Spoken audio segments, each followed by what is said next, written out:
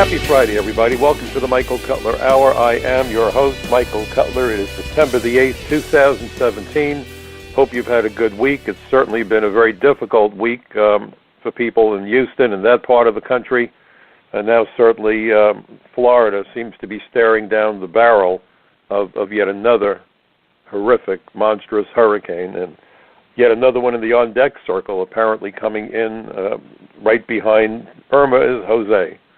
What a year for weather, for disasters.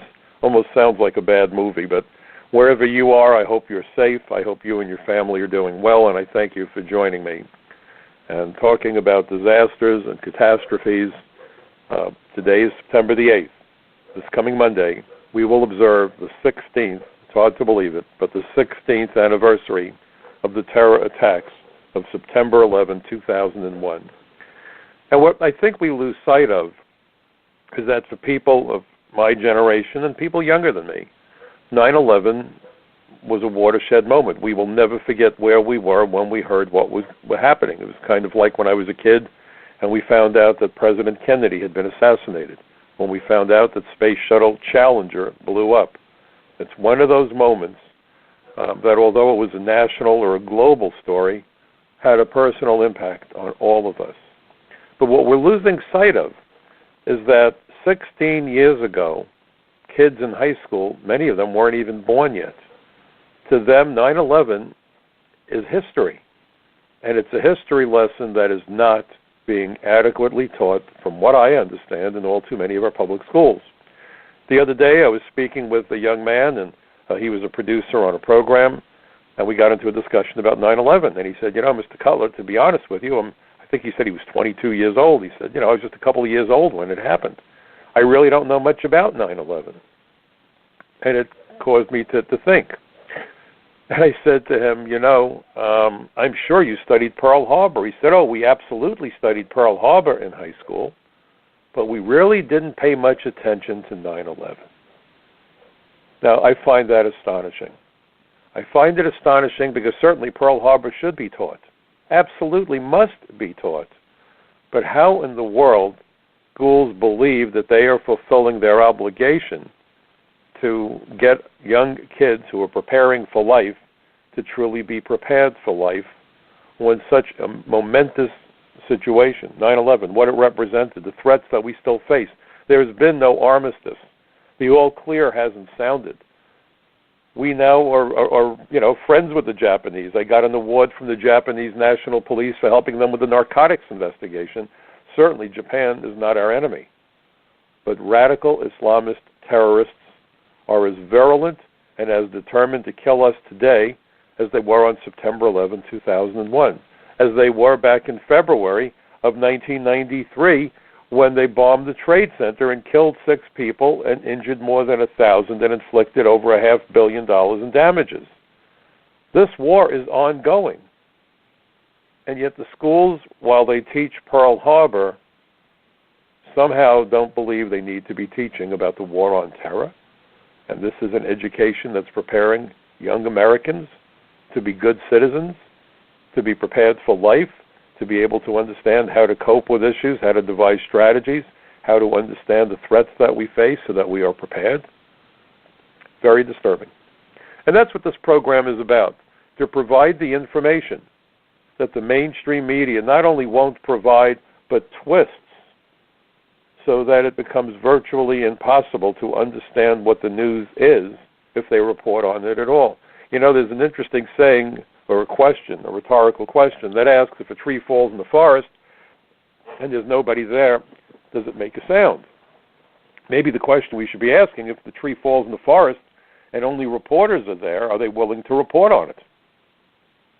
You'd have to wonder what the agenda of the day is, I suppose. And that's why I write for a bunch of websites. If you're familiar with me, if you're familiar with my program, the work that I've been doing ever since that terrible day nearly 16 years ago, I now write for a number of websites. So let me tell you where I write. You probably know about it. If I'm being redundant, forgive me. But it's kind of like the only dumb question is the one you don't ask, and the only dumb statement is the one you don't make. So the 3 websites that I really want you to focus on, I write for capsweb.org, Californians for Population Stabilization. Don't be turned off by the name California. What they're experiencing, all of America is experiencing. And I've been working with them for a number of years, writing articles for them. My most recent article was last month. I'll have another one out shortly. And I focused on how we are educating America's adversaries. China, the Saudis. India is not an adversary, at least geopolitically, but certainly economically they're adversaries. They want to beat us in the marketplace. We have over 500,000 foreign students in the United States right now studying the STEM curriculum, science, technology, engineering, and math. China has more than 150,000 such students in the United States. And then they go on, these students, if they're here on H-1B or other type visas, if they're here on student visas, they go on to do practical training, and then they come back and seek to get H-1B visas. The whole idea is to bring in an army of foreign workers. And the lie that we keep hearing is, well, Americans aren't qualified, we don't have enough Americans. And you hear from folks like Ted Cruz, American exceptionalism, this is American exceptionalism. And by the way, Ted Cruz wanted to bring in, when he was running for president, and even before that, he wanted a 5-fold increase in the number of H-1B visas. If you truly believe in American exceptionalism, and I certainly do, then the world's best and brightest have a name. We call them Americans.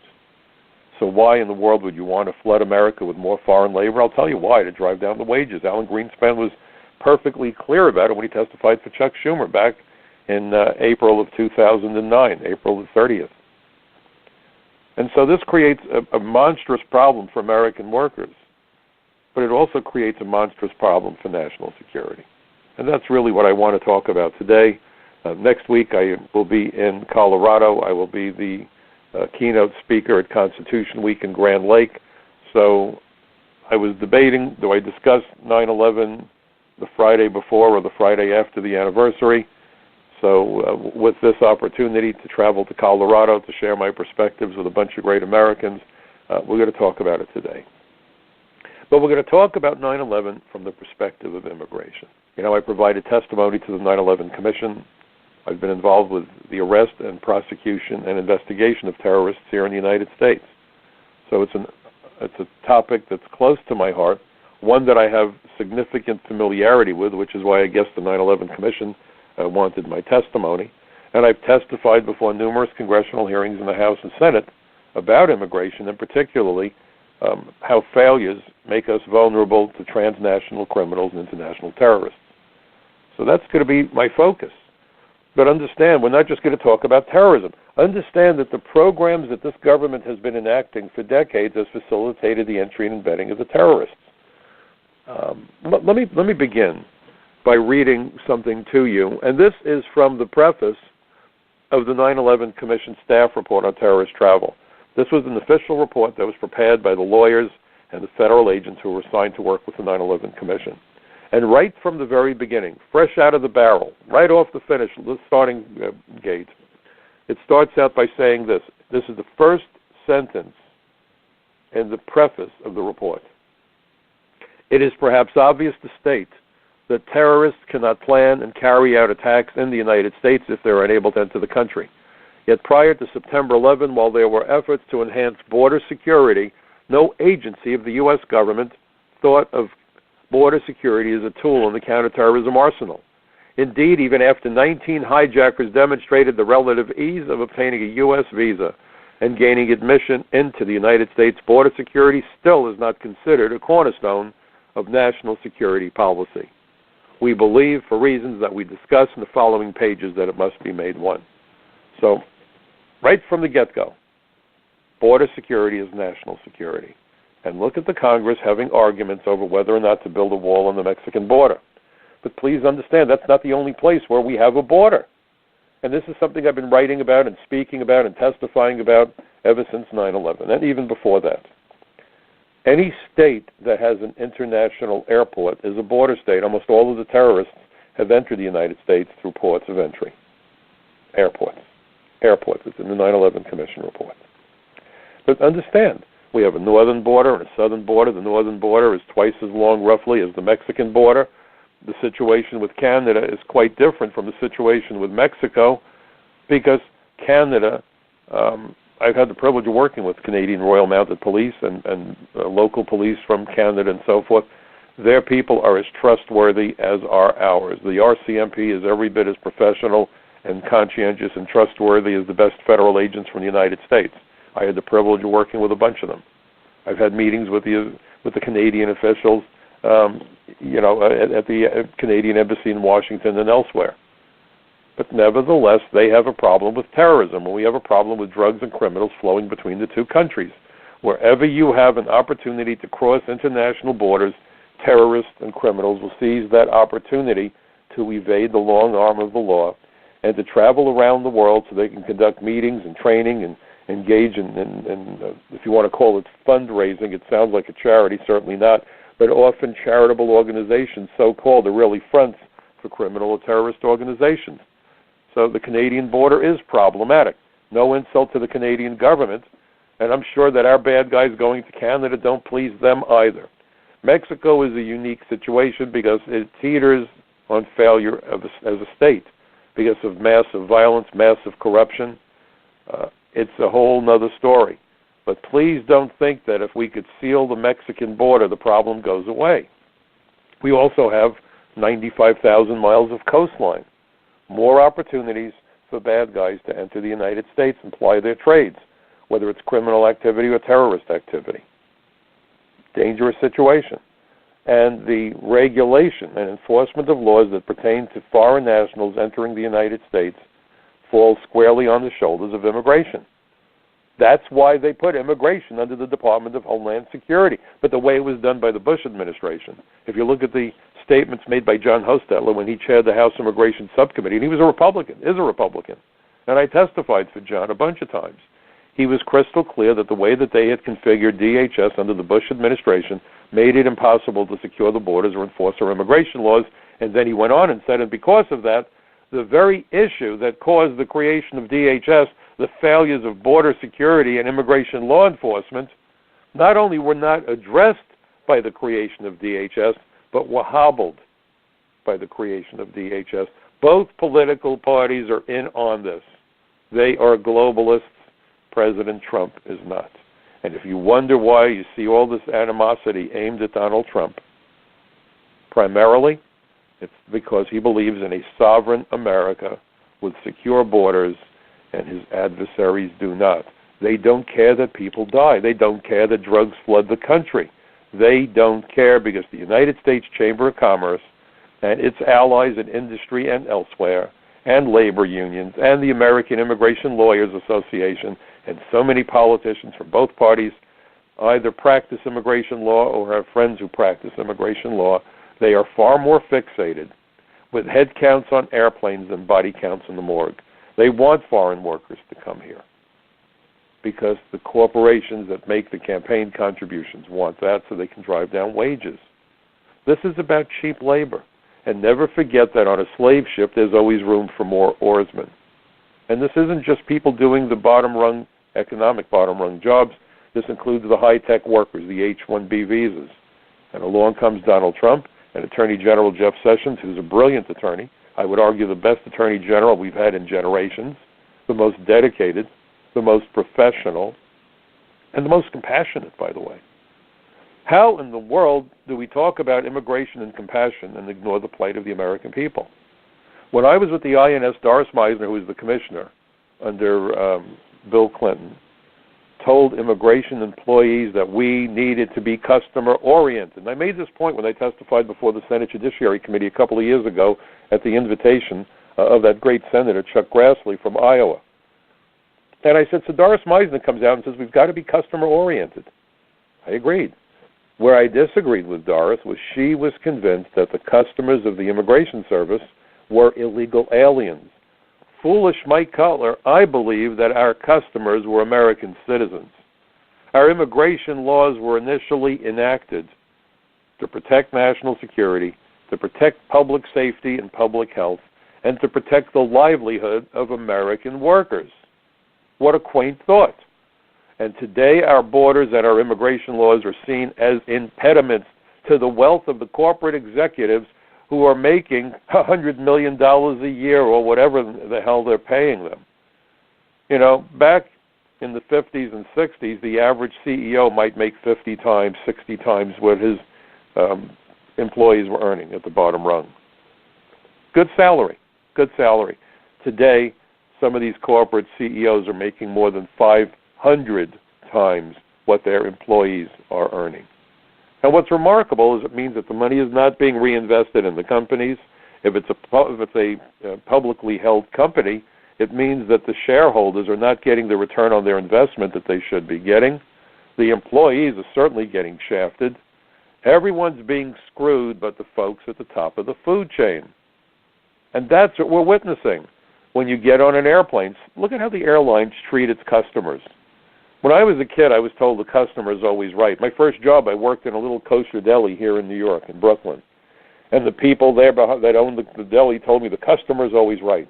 If you went to a store, they would tell you the customer is always right. Today, the customer is who you want to take advantage of. I love when banks talk about the products they offer. A product is a car. A product is a clothes washer. A product is an iPhone, perhaps, or a set of earphones, or a desk, or a chair. A product isn't a piece of paper with a scam on it. 3-card Monty is not a product. But we are being scammed. We're being scammed by the politicians, and we're being scammed by them at the behest of corporate America and a long list of special interest groups that don't give a rat's tail about America or Americans and only care about the bottom line of their bank accounts and their profit statements. And that's how we got into the mess. So you look at DACA and you look at 9/11 and understand what we're talking about. The aliens who are part of DACA might not even be children, and I've written about it. Go to Front Page Magazine. You can see how I wrote about it. I wrote articles for Fox News Latino right after President Obama created this monstrosity back in 2012. But the point is, these aliens may well be as old as 36 years of age. They may have entered the United States last year and claim they got here 10 years ago.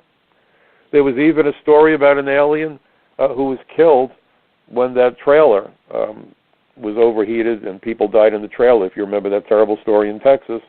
Well, this guy was from Guatemala. He'd been deported. He was coming back. He'd been a DACA recipient.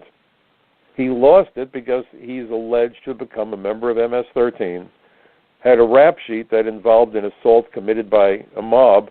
Apparently he was part of that mob. And then the newspaper accounts and the TV accounts were so sympathetic. Well, we spoke to his lifelong friend, and they said, ignore the rap sheet. He was a nice guy with a nice smile. Ignore the rap sheet. Ignore the fact that he was here illegally. Right. Ignore the people perhaps that he hurt, maybe killed. Who knows? Because he had a nice smile. And he only wanted to be with his family.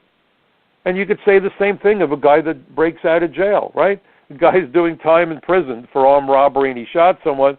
He escaped from prison. No, he didn't escape from prison. He missed his wife. He really wanted to spend that night with his wife because they didn't have conjugal visits in the jail. Could you imagine that kind of an idiotic story? But that's what we're hearing here. Let's keep thinking about the poor guy. Yes, he might be a gang member. Yes, he may have beaten some people up. Yes, he might have done even more heinous things. But after all, he only wanted to be with his family. What are you so upset about? What are you so upset about? We're being intimidated into not standing up for ourselves. We're giving people lawful status, and that's what they wanted to do under DACA, make it permanent, with no interview, no field investigation. People who snuck into the country were given lawful status for a 2-year period. The courts ruled that this is illegal. DAPA, not DACA, but DAPA, this is the deferred action for the parents of these so-called children. The courts have ruled against it, said that it was an overreach by the executive branch, that President Obama had no right to do it, and there was a whole big deal about how even after the courts told him to stop doing it, he continued to do it in defiance of the courts.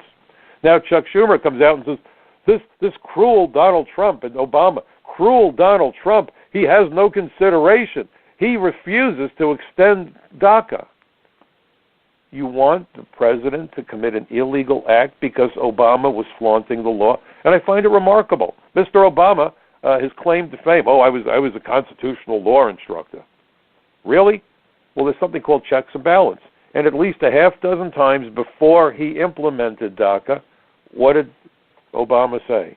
I don't have the authority to do this. And then he went and did it. And then he went and did it, after he told everyone, I can't do this.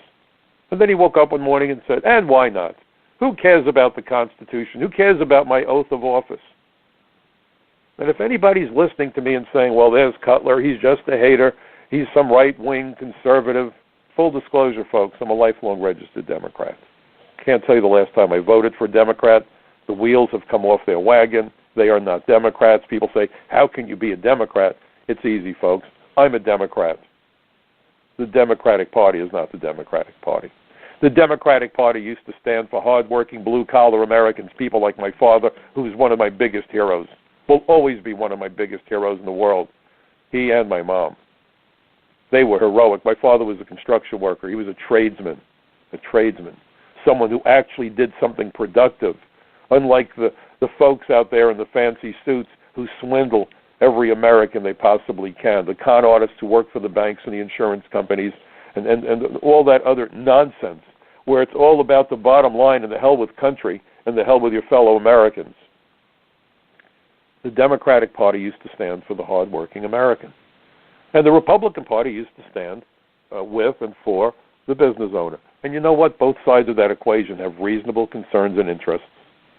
The businessman puts his life savings into a business. He wants to be successful. He wants to realize his life dream.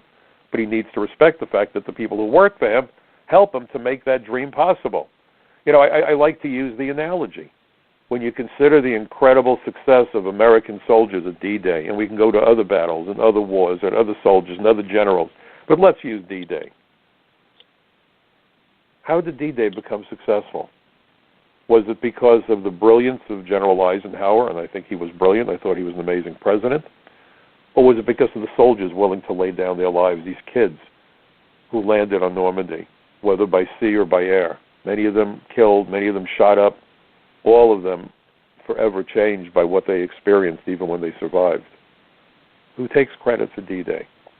I'll tell you what I think. And I said this when I was standing in front of a room filled with Air Force generals and colonels, and I have the privilege of working with the Speakers Bureau in Washington. I'll be heading, in fact, to St. Louis, and I'll be heading to Washington at the end of the month. I work with Alan Freed Associates, Alan L. Freed. And they do seminars for the military and the intelligence services. And I was standing in front of this room filled with Air Force brass, and I posed the question, who do you credit more, or who do you credit with the success of D-Day? And my argument is they both sides of that equation get equal credit. Without the brilliance of Eisenhower and the other military leaders, D-Day couldn't have worked. The stuff they did was amazing. If you look at, Operation Overlord was D-Day, but there was Operation Fortitude, the deception at Calais, where we convinced the Nazis that our soldiers were going to be coming in through Calais. They had to split their forces. I mean, there were so many things that went on. Really, I hated history back in school because it wasn't taught properly. The same thing with, we could talk about math and how really the educational system should be doing so much better. But it's amazing what those strategists did. But never, ever for a heartbeat, never, ever for a moment, forget the gallantry and the sacrifices of the soldiers who died, of the soldiers who came back missing limbs or otherwise grievously injured. They are no less to be credited than Eisenhower and the generals. If you have a successful business, of course it's the business owner who has every right to puff out his or her chest and say, look what I created. But unless it's a one-person operation, you didn't do it by yourself. You did it with the able help of the people who work for you. And both sides need to respect each other. Respect is so damn important, and it's gone out the window because we live in a country divided by the journalists, by the pollsters, by the political pundits, by the politicians. They've divided us by Latino voter and black voter and Jewish voter and Christian voter. Damn it, folks, we're Americans. We're Americans. I was a federal agent for so many years. And when I got into that car, whether the person sitting next to me was a man or a woman, Christian or Jew, black, white, Latino, Asian, who cared? I was a fellow agent, a fellow law enforcement officer. I had the privilege of working very closely with New York City Police Department. Again, every flavor of the month. We're Americans. That's all that mattered. That's all that should matter. You hear these politicians or whatever, the guys on the other side from the president, jumping up and down. How could the president pardon Joe Arpaio? Joe Arpaio profiled. You know what? Profiling is legitimate in law enforcement, provided you don't just look at skin color. Unless you get a call over the radio, there's a black guy that just robbed a bank, or there's a white guy who just raped a woman. Well, if they tell you over the radio a white guy just raped a woman, I don't think you're going to be stopping a black guy or an Asian guy because he doesn't match the description. So in that sort of an instance, yeah, you're going to look at one factor, maybe age or maybe the color of a shirt. But when you look at most profiling in law enforcement, it involves totality of circumstances, behavior, location, time of day, a whole bunch of issues. And the courts have ruled that that is legitimate, acceptable, and proper proactive law enforcement. But when you have journalists and pollsters and politicians and political pundits talking about how the president is going to gain or lose the Latino voter, what do they know about the voter? Only one thing, that the person has a last name like Rodriguez or Sanchez or Hernandez, because he's a Latino voter. And after all, when you've seen one Latino voter, you've seen them all. And that is how America has been shattered into little pieces. Now, you mix into that toxic brew how many people don't speak, read, or write English because we have overwhelmed the systems, the educational system and every other system, with record percentages, not just numbers, but record percentages of people from other countries, legal and illegal, who have flooded America, where people don't even speak a common language. We don't need a common religion. We don't need a common race or ethnicity. Part of why I love living in New York is because it's so diverse. It makes New York an exciting place. I'm a native New Yorker. And on 9/11, it was my town that was attacked. But darn it, we need a common language if we're going to function as a cohesive society. We have turned America into a Tower of Babel. And the media continues to harp on black voter, Latino voter, this voter, that voter. And no one says, gee whiz, all Americans want the same thing. All Americans, and I don't care if you're a Democrat, a Republican, an independent, doesn't matter. If you're a rational individual, you want the military to keep America's enemies as far from our shores as possible.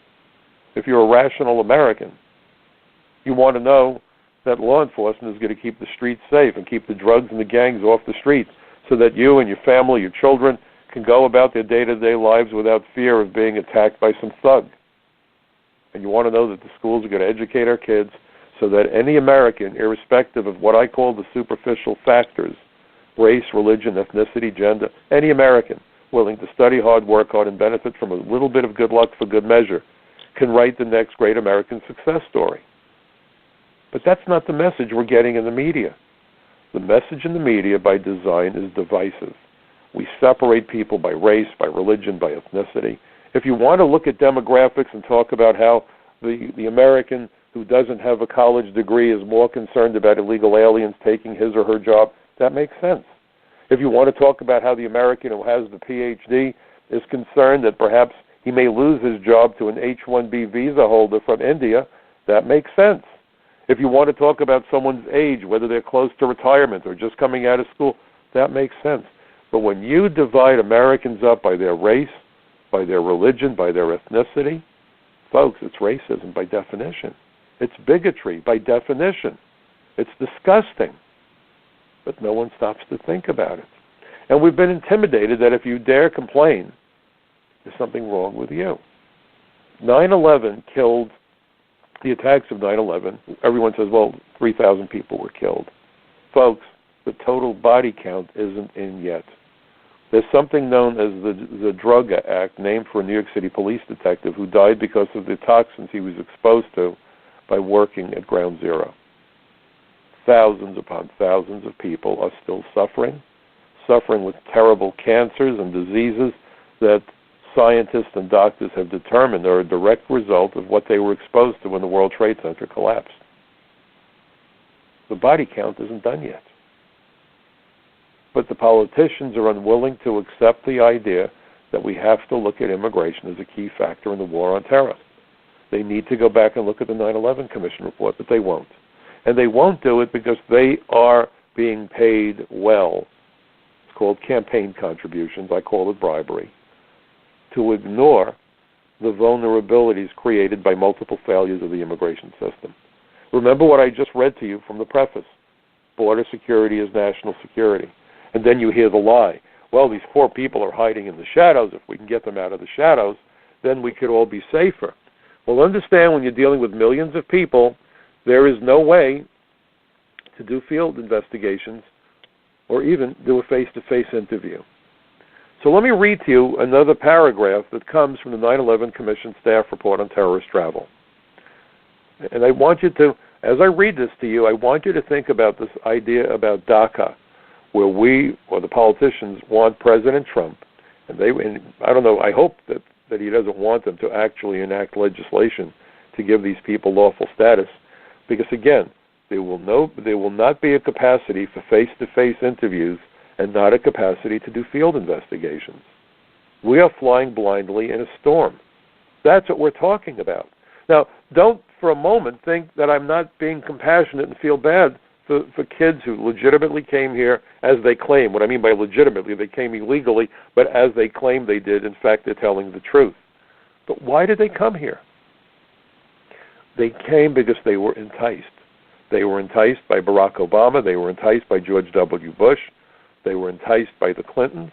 If you could just get to America, we'll make sure that you can stay here. When I testified before the Senate Judiciary Committee, besides talking about Doris Meisner, I said that the policies of the Obama administration had, in essence, fired the starter's pistol for aspiring illegal aliens from around the world. And for those folks, the finish line is the border of the United States. Once you get past the border, you're home free. It's like a marathon. And they fired that starter's pistol. And by the way, before I read this 9/11 report, there's two other points that I want to make, and I want you to pay attention to this, because you're not going to hear this anywhere else. You may hear it in the piece I did. I was just interviewed by Claire Hardwick over at One American News Network, and I know that it has already aired. I haven't seen it yet. A few people have reached out to me to thank me for what I had to say, and I believe Claire does a really great job. It was a delight to be interviewed by her. And on Monday, I'm going to be on the Daily Ledger, Graham Ledger, again, at One American News Network, to talk about 9/11. But let me tell you what you're not going to hear in the mainstream media. Number one, if we legalize these 800,000 illegal aliens, it doesn't stop there. See, everyone is saying, well, it's only for these 800,000. Stop and listen to what you're not going to hear anyplace else, which is probably why they don't want immigration agents on the other networks. Newsmax, they want to know. The Dana show I was supposed to be on with Dana. They had technical difficulties. She was in a new studio, and poor Dana Loesch, I could hear her. She couldn't hear me. It was almost like that cell phone commercial, can you hear me now? I hope to join her again soon. I'm proud that I've become something of a regular on a terrific show over at Blaze TV. But what you're not going to hear in the mainstream media is that if you give lawful status to these DACA aliens, once they get a green card, the clock starts to tick. 5 years after they get a green card, they are eligible to become American citizens. Under current immigration law, and Donald Trump is trying to change this is what's known as chain migration. Every alien who becomes an American citizen, whether it's a DACA alien or any other alien, has the immediate, absolute, unquestioned right to petition the government to bring in their mothers and fathers, all of their brothers and all of their sisters, and if their brothers and sisters are married, then they get to bring with them spouses and every single one of their minor children. So, if you come from a country where typically a family of 6 or 7 children is the norm and not the exception, and somebody gets a green card and then he becomes a citizen and he has 6 brothers and sisters, well, they're in. Their spouses are in, and if they each have 6 children, their 6 minor children are in. Do the math. One new American citizen can bring to the United States, believe it or not,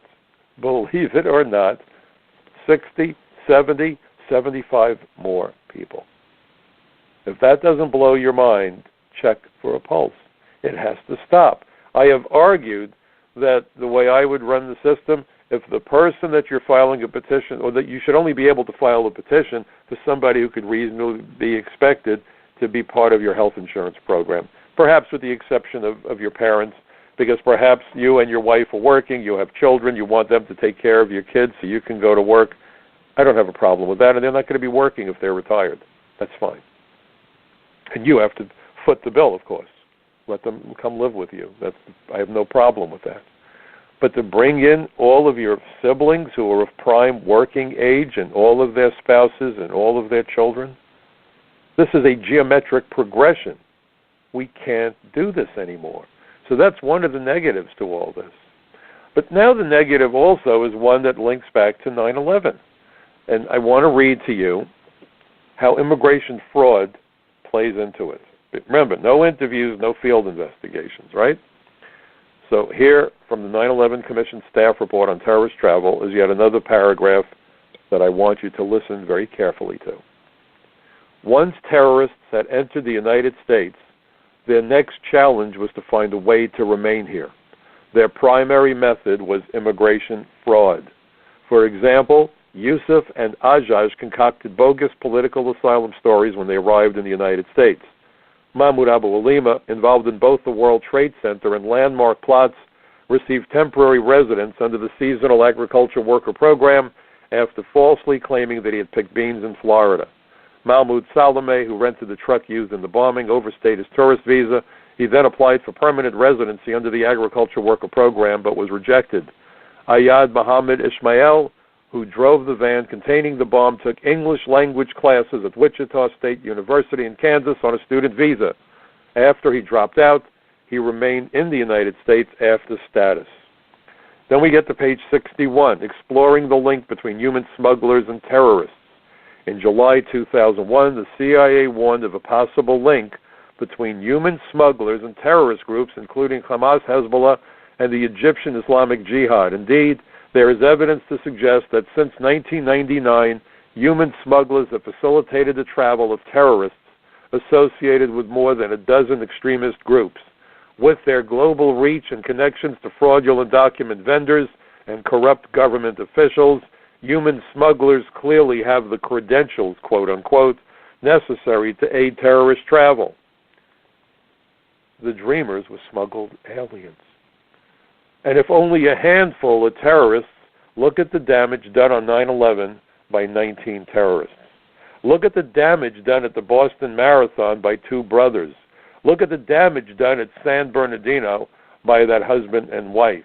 Look at the damage that almost was done by Faisal Shahzad, the Times Square bomber, who came on a student visa, ultimately became a United States citizen and lied on his visa application, and the only remorse he expressed when he was sentenced to life in jail was that he didn't kill anybody. His bomb kind of fizzled. Think about that. And so then we come to this final paragraph on page 98 under the title of Immigration Benefits. Again, think 9/11, folks. That's what we're talking about. And we're talking about massive amnesty programs that would provide opportunities, ample opportunities, for illegal aliens who have no real right to be here to defraud the system for purposes only known to them. Here's the paragraph I want you to pay close attention to. Terrorists in the 1990s, as well as the September 11th hijackers, needed to find a way to stay in or embed themselves in the United States if their operational plans were to come to fruition. As already discussed, this could be accomplished legally by marrying an American citizen, achieving temporary worker status. And I'm going to interrupt myself to tell you, temporary worker status is exactly what DACA is. Temporary worker status, deferred action, putting off the requirement of leaving the country temporarily, and they were given permission to work. Okay? So here it is, right? As already discussed, this could be accomplished legally by marrying an American citizen, achieving temporary worker status. Think DACA, temporary worker status, folks. This is not a game. People's lives are hanging in the balance.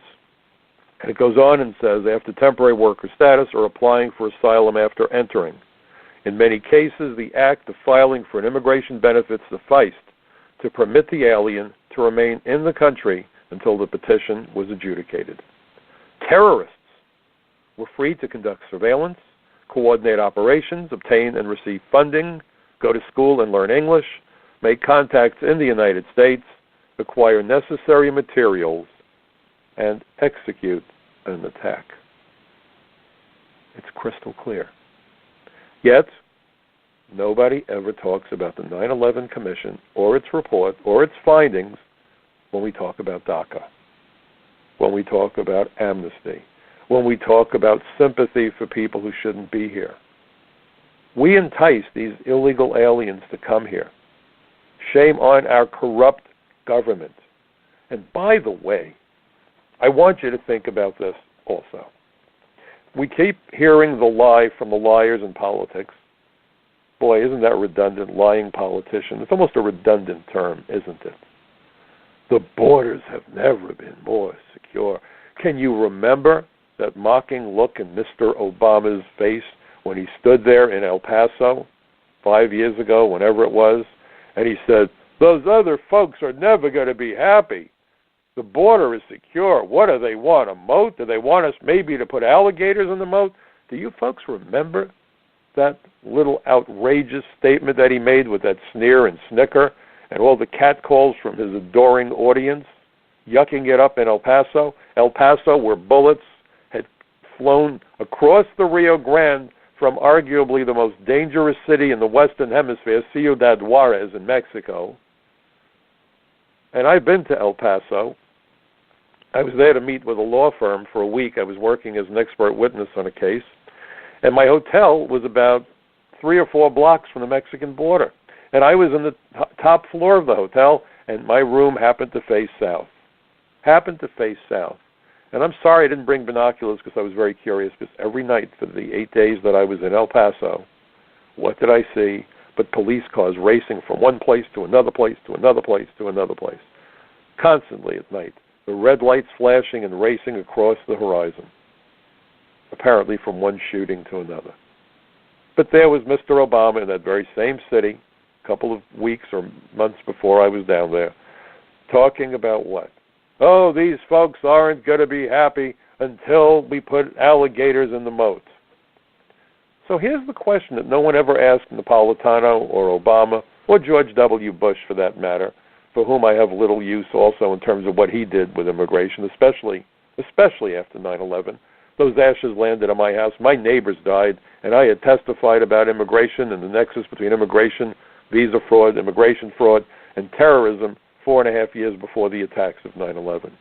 I think anybody who's here on that day still suffers from post-traumatic stress. But we kept hearing the borders have never been more secure. So here's the question that no one's ever asked on TV. Are you guys ready? If the borders were so damn secure, how did those 800,000 dreamers get here? How are the drugs pouring across the border? The demand for heroin has never been higher, but the price of heroin has never been cheaper. That flies in the face of supply and demand, classic economics. The only way that the demand for heroin could be in the stratosphere and the price for heroin could be in the basement is if there's virtually an unlimited supply of heroin. Given that it's smuggled into the country, it tells you all you need to know about border security. But if you still have doubts, how did those dreamers come here? Now, here's something else for you to consider. The word alien. Boy, you use that word and you are marked as a bigot, a racist, and every other thing you can imagine, right? Don't you dare say alien. They are undocumented, right? That started with Jimmy Carter, with that bit of deception. Now, here's the question. If the word alien is so despicable, does anybody out there know what the A in DREAM Act stands for? You guessed it, alien, as in alien minors. Is it not remarkably hypocritical that as long as the open borders anarchists could somehow link immigration to the American dream, a dream that few Americans can even imagine attaining anymore, given the corruption of our alleged leaders, both parties, then it became palatable to talk about aliens, alien dreamers, right? Alien minors. It was okay. But don't you dare say alien, because they will tell you you're a bigot. and the news media falls lockstep. And so if we choose up sides, people like me who want the immigration laws enforced are branded as anti-immigrant. Anti-immigrant. My mother came here as an immigrant, legally. So many of the people I grew up with as a child came as immigrants, legal immigrants. But we've now blurred the distinction between legal immigrants and illegal aliens, and all that does is to create a nightmare for lawful immigrants. Because everyone looks askance at them, because everyone presumes that no matter how you come here, you're an immigrant. It makes no distinction whether you're here legally or not. You're just an immigrant. That's outrageous. So they've created this nightmare, and they misidentify me as being anti-immigrant while the anarchists are called pro-immigrant. I'm pro-enforcement. I hope you're pro-enforcement. I hope nobody listening to my program is anti-immigrant. You see, this is not about being opposed to immigrants. It's about being opposed to a dysfunctional, corrupt system that enables criminals and terrorists and drug dealers and gang members to come to the United States. I'm against a corrupt system that floods America with cheap foreign labor, driving the middle class into oblivion and displacing American workers with foreign workers so that American workers have no hope in their own country. That's what I oppose, but that's not being against immigration. It's being against corruption and illegal immigration. Let me give you a bit of clarity. The difference between an immigrant and an illegal alien is comparable to the difference between a house guest and a burglar. So when you look at what the 9/11 Commission had to say, and then you realize that there are politicians who refuse to acknowledge that immigration was the issue. Chuck Schumer, who said that we need a federal law to make trespassing on critical infrastructure or national landmarks a 5-year felony under federal law, in the next breath will tell you that people that trespass on America should be given citizenship. Citizenship. It blows my mind. And by the way, for the record, if anyone has any doubts, when I was an immigration inspector at the beginning of my career at JFK International Airport, I was there for 4 years, I can assure you I admitted many more foreign visitors than I denied. I admitted many more immigrants into the United States than I denied. And I was happy to do it. I was happy to do it. And when I was an adjudications officer for a year doing the marriage interviews, like you've seen on TV, I can assure you I approved many more applications for green cards than I denied. And I was very happy to take out that approval stamp and make certain that that couple got to live together, because it appeared to me during my interview and so forth that they were actually living together. That interview process was part of a pilot program to weed out the fraud. And once we started locking up illegal aliens who were involved in a marriage fraud, the number of applications fell through the floorboards. That's called deterrence through enforcement. And I was happy to approve those applications. By no one's definition is Mike Cutler anti-immigrant, but I am pro-enforcement. Our immigration laws are eminently fair and eminently essential. Go back to what the 9/11 Commission had to say. And when you see the reading of the names, and when you see all those films that are on TV, the hunt for bin Laden and all that other stuff, please understand that if the immigration system had worked the way it was supposed to, those terrorists could never have entered the United States. Those terrorists could never have embedded themselves. In the aggregate, those 19 terrorists, according to the 9/11 Commission, used 364 aliases or variations of aliases to conceal themselves in their movement. And you have cities around the country providing sanctuary to illegal aliens whose identities and intentions in coming here are unknown and unknowable, providing municipal ID to people who are here illegally. Again, same problem. We're giving them a level of credibility to which they are not entitled. It's not only a matter of standing on principle, folks. It's a matter of knowing what I know and knowing how this endangers national security. We have become our own worst enemy because of corporate greed and the greed of religious institutions and unions and special interest groups who don't give a damn about people and only care about how much money they can shovel into their bank accounts.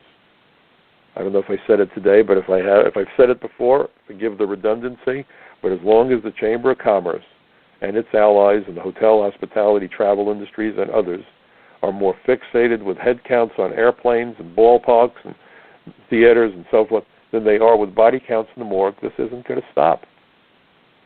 But we can make it stop. It is so important as you watch and contemplate 9/11, that horrible day 16 years ago, that you reach out to your elected representative and make it clear to them that you're not and we're not as dumb as they hope we are. Knowledge is power. My entire purpose for this program, for doing everything that I've done since those ashes landed on my home that day, is to try to educate as many of my fellow Americans as I can. Not because I have this brilliant mind, but because every day I went to work for 30 years, I saw that day at work as a day in school, as a day to learn, because I knew that I would see things, meet people, and experience situations that few other people would have access to. So from day one, I saw my job as a federal agent as a rare opportunity to get, if you will, a PhD in the streets, to see what was going on in the real world. Not those ivy towers where the brilliant professors and lawyers and judges reside, but where we, the people, reside, and try to live our lives with dignity, peace, a modicum of success. That's what it's about. We have a choice to be made, and the choice is simple. Either be part of the solution or be part of the problem. If you are a parent, if you have children, if you have grandchildren, I will tell you this: you cannot be a good parent or a good grandparent if you're not involved in politics today. You see, we are, if we're good parents, concerned about the education our kids get, concerned about the health care and the nutrition and who they're hanging out with. But if we don't get involved and stop the reckless betrayal of America and Americans by the politicians from both political parties, it's our children, folks, and it's their children who will bear the brunt of that betrayal that plays out daily. We have the power. This is still a democracy. And we as Americans need to get together, and we need to focus more on those things that make us similar than those things that make us different. We can celebrate our differences. We do it in New York when we go to the ethnic restaurants and listen to different music and see different artwork. That's great. But we need to come together as Americans with a common purpose, the survival and the protection of this great nation, our Constitution, and most importantly, the American people. Irrespective of race, religion, or ethnicity, we are all Americans. I thank you so much for spending this hour with me. If you find my program enlightening, if you find it useful, please go to the podcast, forward the link to as many people as you can, be part of my bucket brigade of truth. I expect to be in Colorado next week, so I do not believe there will be a show next week. I apologize in advance, but I'll be back the week after. But I really do appreciate your taking the time out. Please go to my website, michaelcutler.net. Please visit capsweb.org, C-A-P-S. Go to frontpagemag.com. In fact, this Monday, my article should be up about my view on 9/11. And go to the social contract. They've got the fall issue coming out shortly, and I'll just give you the title of the article that I've written for them. The road to betrayal is paved by the words lost to censorship. You see, what we're witnessing today is not political correctness, but Orwellian censorship, and we need to push back. We have that right, we have that freedom. Make certain to exercise it. Have a good weekend, everybody. I look forward to seeing you again next time, in 2 weeks, right here on the Michael Cutler Hour. Take care. Stay safe.